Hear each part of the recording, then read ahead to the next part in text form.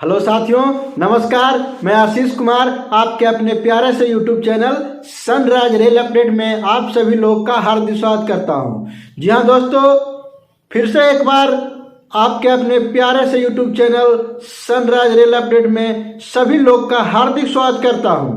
और जी हां दोस्तों, आप लोगों के बीच में एक HRMS mutual transfer regarding video लेके आया हूं। इस वीडियो में मैं बताऊंगा कि जो आपका ऑर्डर ड्राफ्टेड होने के बाद ऑफिस स्टेटस आपका D कभी C कभी E कभी X कभी Z दिखाता है, इसका मतलब क्या होता है, क्या ये बदलता है तो कब हमारा जाके फाइनल होता है, या इससे क्या परेशानियां हो सकता है।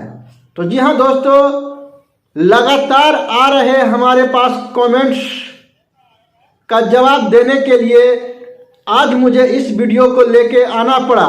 और इस वीडियो में मैं आपको कोशिश करूंगा कि हर पहलू हर बिंदु के ऊपर मैं चर्चा करूं ताकि आपको किसी तरह का दिक्कत ना हो।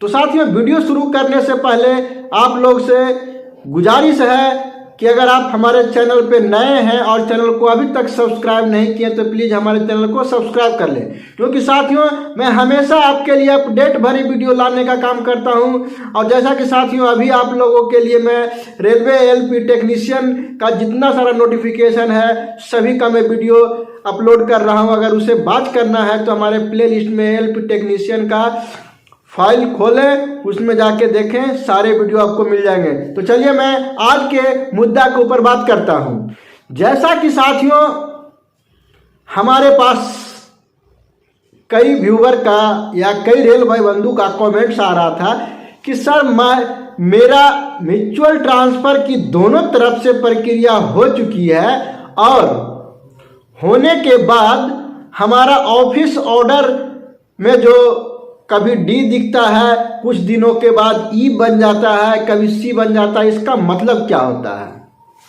तो साथियों, जैसा कि HRMS म्यूचुअल ट्रांसफर में दोनों तरफ से DRM अप्रूवल मिल जाता है, उसके बाद क्या होता है कि ऑर्डर ड्राफ्टेड होता है। ऑर्डर ड्राफ्टेड होने पे साथियों जो ऑफिस स्टेटस होता है वो कभी कुछ ऑफिस ऑर्डर का जो स्टेटस होता है वो कभी D कभी X कभी E दिखाता है। तो मैं आपको बता देना चाहता हूं कि जैसे ही दोनों तरफ के DRM साहब का अप्रूवल मिल जाता है तो ऑफिस ऑर्डर जो आपका है वो ऑर्डर ड्राफ्टेड हो जाता है। तो ऑर्डर ड्राफ्टेड होने के बाद साथियों जो फाइल की प्रक्रिया है वो ऊपर से नीचे की ओर रिटर्निंग आती है। अब ऊपर से नीचे की ओर कहने का मतलब DRM से DPO साहब, DPO साहब से APO साहब, APO साहब से BO साहब, इस तरह से होते होते वो DC के पास फिर से रिटर्निंग आता है। तो साथियों ये रिटर्निंग इसलिए आता है ताकि जो आपका स्पेयर लेटर है वो जारी किया जा सके, आपका रिलीविंग लेटर तैयार किया जाए। तो साथियों कहीं ना कहीं ये ऊपर से स्टेप बाय स्टेप होकर गुजरना पड़ता है। तो जैसे ही हर स्टेप में आपका फाइल जाता है तो आपका ऑफिस ऑर्डर का जो स्टेटस है वो चेंज होते रहता है। साथियों उसमें जो डिवीजन के जो DC महोदय होते हैं या होते हैं वो अपने तरफ से उसको अनेक तरह के कोड से डिनोट करते हैं जो कि हर किसी का अलग अलग हो सकता है।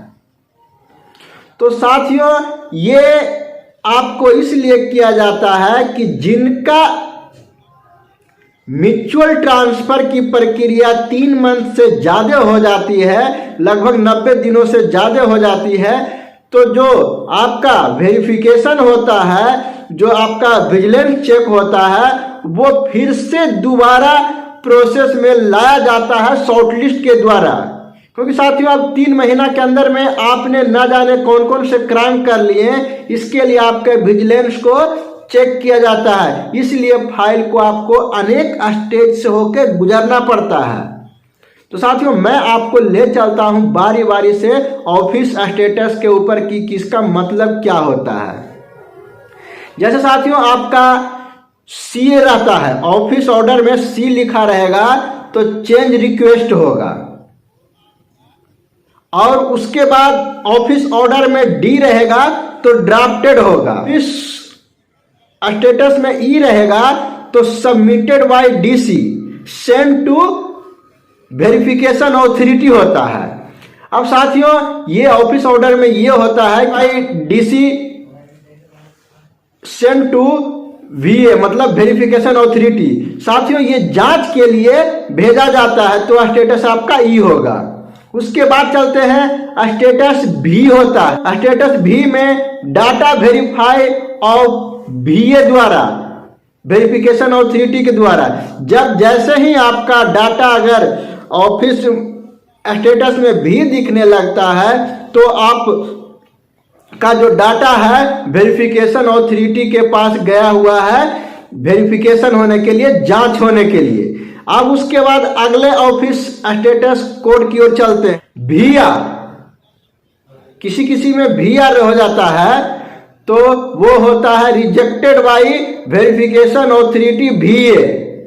अगर आपका वेरिफिकेशन विजिलेंस में किसी तरह का वो 90 दिनों के बीच में किसी तरह का आपके पास कोई केस आता है तो आपकी जो ट्रांसफर है उसे रिजेक्ट कर दिया जाता है और आपके ऑफिस ऑर्डर में वीआर लिख दिया जाता है। उसके बाद चलते हैं अगले स्टेटस की ओर। डीआर, जो डीआर होता है रिजेक्टेड बाय डीसी मतलब डीलिंग क्लर्क के द्वारा रिजेक्ट कर दिया जाएगा किसी त्रुटि के कारण। अब किसी में स्टेटस में आपका ए दिखता है, डाटा एक्सेप्टेड एक्सेप्टेंस ऑथोरिटी के द्वारा, जो ए होता है उसे डाटा का जो आपका एक्सेप्ट है वो एक्सेप्टेंस ऑथोरिटी के द्वारा किया जाता है तो ऐसा लिखा जाता है। A R rejected by acceptance authority के द्वारा, अगर ए आर लिखा गया तो रिजेक्टेड बाय एक्सेप्टेंस ऑथोरिटी होगा। अब एक आता है एन ऑब्लिक तो नॉट अवेलेबल। तो साथियों एक और आता है एक्स, किसी में वाई भी आता है, जेड भी आता है। तो ये साथियों जो आपके डीसी महोदय होते हैं वो इंटरनल आपके स्पेयर लेटर बनाने के लिए उसको एक पहचान देते हैं, एक कोड से डिनोट करते हैं। तो सभी का अलग अलग हो सकता है। तो ये आपको घबराने की बात नहीं है कि हमारा स्टेटस चेंज हो रहा है। दिक्कत वहीं पे आएगा जब आपका विजिलेंस केस किसी प्रकार के रहेगा, जो आपका वीआर, डीआर, एआर, अगर ये तीनों स्टेटस आते हैं तो समझ लीजिए कि आपका म्यूचुअल को खतरा हो चुका है। आपका फाइल को ऑर्डर ड्राफ्टेड होने के बाद भी रिजेक्ट कर दिया जा सकता है। लेकिन साथियों ऐसा बहुत कम स्थिति आता है जो ये स्टेटस देखने को आपको मिलेगा। जनरली रूप से आपको डी मिलेगा, ई मिलेगा और आपका भी मिलेगा, इतना आपको मिल सकता है। बाकी ये जो रिजेक्टेड का केस है वो बहुत माइनर है, बहुत कम स्थितियों लोगों के साथ में होता है जो ऐसा स्टेटस आता है। तो साथियों ये इंटरनल मामला है जो आपके डीसी महोदय और पर्सनल ब्रांच के द्वारा आपके स्पेयर लेटर बनाने के क्रम में भी आपकी जांच पड़ताल की जाती है, जिसलिए आपके स्टेटस में, ऑफिस स्टेटस में बराबर चेंजिंग होते रहता है।